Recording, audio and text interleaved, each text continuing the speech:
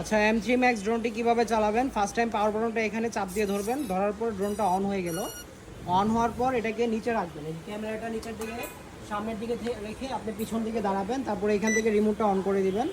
On করে প্রথমত কাজ হলো সোজা বাম হাতের জয়স্টিকের সামনে পিছনে ধাক্কা দিবেন, ড্রোনের সাথে রিমোটের কানেকশন হয়ে গেল। পিছন দিকে দুইটাকে একসাথে এভাবে টান দিয়ে ছেড়ে দিবেন। ছেড়ে দেওয়ার পর এখানে রিমোটের এটা জয়স্টিকের সামনের দিকে একটা ধাক্কা দিবেন, পাখাটা স্টার্ট হলো।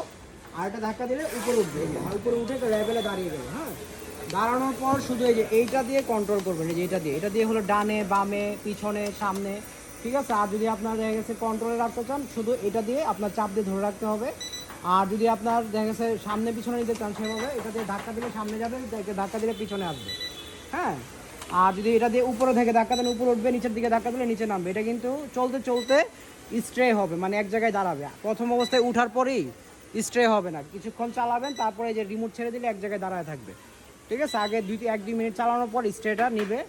আর তারপর হলো এখন যদি আমি নামায় ফেলতে চাই, সেই ক্ষেত্রে এটাকে যে সামনে আনলাম, এনে যে এখানে চাপ দিলাম, নেমে গেল। এভাবে চালানো নিয়ম, এভাবে চালাবেন। আর এগুলো হলো ক্যামেরা রোটেট নিচে উপরে, এটা সেন্সরের জন্য, এটা 360-র জন্য। এগুলো আস্তে আস্তে আপনার আগে স্টার্ট হন, তারপরে বাকিগুলো শিখতে পারবেন।